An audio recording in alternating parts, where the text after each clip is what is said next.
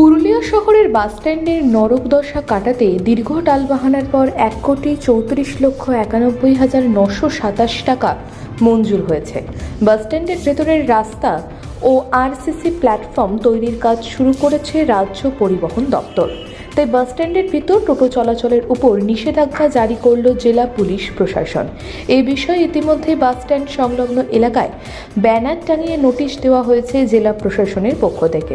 মোতায়েন করা হয়েছে সিভিক ভলেন্টিয়ার। বাসস্ট্যান্ড এলাকায় কোনো টোটোকেই প্রবেশ করতে দেওয়া হচ্ছে না। প্রশাসনের এই পদক্ষেপে কিছুটা হলেও অসন্তুষ্ট টোটো চালকেরা, তবুও প্রশাসনের সিদ্ধান্তকে মেনে নিয়েছেন তারা।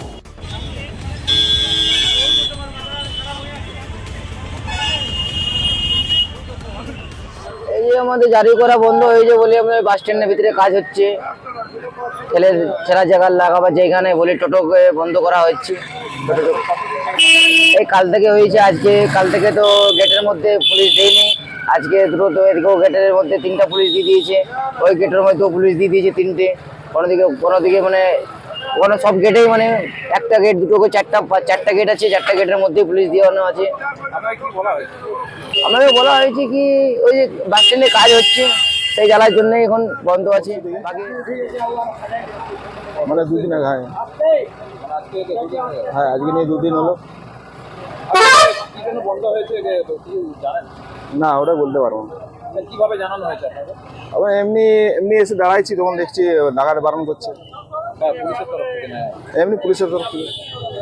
কি জানানো হয়েছে, মানে কতদিন বন্ধ থাকবে কি জানানো হয়েছে? ওটা তো জানি না, আমি ঠিক মতন জানি না। এরকম জিনিস দেওয়া হয় না। না, এটা কি কাজ চলছে ভিতরে? হ্যাঁ ভিতরে কাজ চলছে, তার জন্য কি বন্ধ হচ্ছে? হ্যাঁ ওই জন্যই বন্ধ হয়েছে। বাস বা অনেক বাস টাস আছে, বাইরে আছে। বাসেও তো কেমন একটা নেই। হ্যাঁ বাসস্ট্যান্ডের সৌন্দর্যায়নের কাজ শুরু হয়ে গিয়েছে, একদিকে নির্মাণ, অন্যদিকে টোটোর যাতায়াত, ফলে যানজট সৃষ্টি হচ্ছে। তাই বাসস্ট্যান্ডের ভেতর টোটো প্রবেশের উপর নিষেধাজ্ঞা জারি করেছে জেলা প্রশাসন। যাতে সুষ্ঠুভাবে বাসস্ট্যান্ডের কাজ সম্পন্ন করা যায় সেই লক্ষ্যে এই উদ্যোগ নেওয়া হয়েছে। আপনারা দেখেছেন যে ইতিমধ্যে বাস স্ট্যান্ডের আরসিসি প্ল্যাটফর্মের কাজ আমরা শুরু করেছি, যার ফলে একটা যান নিয়ন্ত্রণের বিষয় আছে। এই সময় যদি সমস্ত টোটো ভিতরে অ্যালাউ হয় তাহলে কাজের অসুবিধা হবে, কারণ 0.5% রোডের ওই পারে পশ্চিম দিকটা টোটালি পার্কিং বন্ধ হয়ে আছে, ওই দিকটাতে কাজ চলছে। 0.5%-এ বাসগুলোকে সারা জেলার বাস আমরা এখন ওইটুকু জায়গার মধ্যে ছাড়ছি। আর এমনি তো টোটো ডাইরেক্টলি বাস স্ট্যান্ডে ঢোকার ফলে প্রচণ্ড যানজট হয়, তো সেই কারণেই আমরা এটা নিয়ন্ত্রণ করছি যে প্যাসেঞ্জার নিয়ে আপনি গেটের মুখে নামান, তারা বাসে উঠে যাবে, টোটো নিয়ে ভিতরে যাবেন না। যানজট নিয়ন্ত্রণের জন্য কি এটা? আপনারা সম্প্রতি দেখেছেন যে আমরা যানজট নিয়ন্ত্রণের জন্য মূলত এখন টোটোতে আমরা স্টেপ নিয়েছি, এবং আজকে দেখলেন একটা ইনসিডেন্টও ঘটেছে যে শহরের বুকে যারা টোটো চালাচ্ছে তাদের আরসি বুক আছে কিনা, তাদের ফিটনেস সার্টিফিকেট আছে না, রোড ট্যাক্স দিয়েছে কিনা, এটা সব এমবি অ্যাক্টের রুলসে আছে, সেন্ট্রাল গভর্নমেন্টের রুলসে আছে। মিউনিসিপ্যালিটি আমরা দেখছি আমার এলাকায় যারা রেজিস্ট্রেশন নিয়েছেন যে অ্যাড্রেসে, তিনি শহরের বাসিন্দা কিনা। আমরা এতে কি করব যে অনেকটা মানে টোটোটাকে নিয়ন্ত্রণ করতে পারবো। অনেক বাইরের টোটো শহরে চলছে, বাইরের টোটো তারা তো এফিডেভিট করে আরটিওর কাছে ডিক্লারেশন দিয়েছে যে আমি গ্রামে চালাবো, তারা তো শহরে চালাচ্ছে।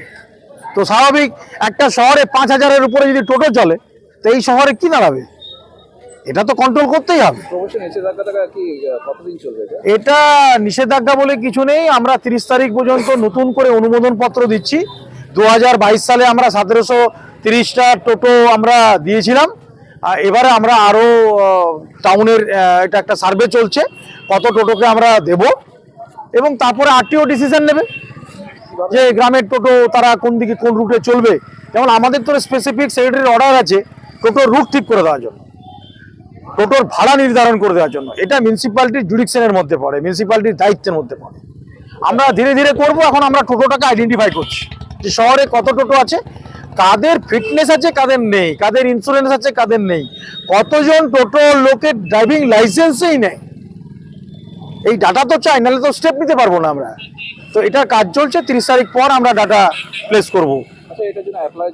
হ্যাঁ ফর্ম দেওয়া হয়ে গেছে, অলরেডি জমা শুরু হয়ে গেছে, যাদের আপডেট আছে জমা হচ্ছে। যার যা অসুবিধা থাকবে সে অ্যাপ্লিকেশন দিয়ে জানাবে, আমাকে সময় দেওয়া হোক। আমি এই মুহূর্তে পাচ্ছি না, 1 মাস আমি পর ইন্স্যুরেন্স করে নেব, আমি 1 মাস পর ফিটনেস করে দেবো। ফিটনেস করার জন্য বিশেষ পরিবহন দপ্তর থেকে মুখ্যমন্ত্রী অর্ডার দিয়েছিলেন, 2 মাস সময় ছিল, ম্যাক্সিমাম টাকা ছাড় ছিল, 50%-এর উপরে টাকা ছাড় দেওয়া হয়েছিল যে ফিটনেসটা করে নেওয়ার জন্য। তো এইভাবে অনেক রকম স্কিম দেওয়া হয়েছে, তারপরেও অনেকে গরজ নেই। মানে আমাদের হয়েছে যে আমি চালাচ্ছি কোনো রকমে একটা টোটোর নাম্বার পেয়েছি, কাগজ আছে না আছে, হাত বদল হয়েছে, 3বার হয়তো টোটোটা হাত বদল হয়েছে, অরিজিনাল মালিকের কাছে হয়তো কাগজ রয়ে গেছে, এখন যে টোটো সে গাড়ি চালাচ্ছে, আরসি বুকটাও নেই, অনেকের আছে আরসি বুকই দেখতে পাবেন না আপনি, কোনো একটা নাম্বার প্লেট লাগিয়ে নিয়েছে। তো এই অবস্থায় টোটো চলছে পুরুলিয়াতে, এটা তো নিয়ন্ত্রণ করতে হবে। আজকে এই যে ইনসিডেন্ট করলো, 5টা তরতাজা ছেলে, আজকে যদি কিছু ঘটতো তা কি হতো? এই যে এখন থানায় যাচ্ছে, টোটোটার যদি কাগজ দেখা যায় কি বেরোবে? না ড্রাইভিং লাইসেন্স, না ইন্স্যুরেন্স, না কিছু, তখন তো ছেড়ে পাবলিক কথা বলবে না। অনেকে বলছেন বিভিন্ন কথা, টোটোটা নিয়ে বলছেন না, টোটোটা তো বলতে হবে। শহরের মূল সমস্যা এখন যানজট, যানজটটাকে নিয়ন্ত্রণ করতে হবে।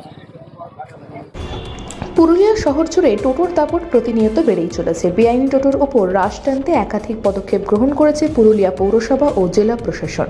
জেলা সদরের 2022 সালে 1730টি টোটোর অনুমোদনপত্র দেওয়া হয়েছিল সরকারিভাবে, কিন্তু প্রতিদিনই টোটোর সংখ্যা বেড়ে চলেছে, বাড়ছে দুর্ঘটনার সংখ্যা, বাড়ছে যানজট। সমস্যা হচ্ছে বাসস্ট্যান্ডের রাস্তা ও আরসিসি প্ল্যাটফর্ম নির্মাণের ক্ষেত্রেও। সেই কারণেই টোটো চলাচলের ওপর এই কড়া পদক্ষেপ গ্রহণ করল জেলা পুলিশ প্রশাসন।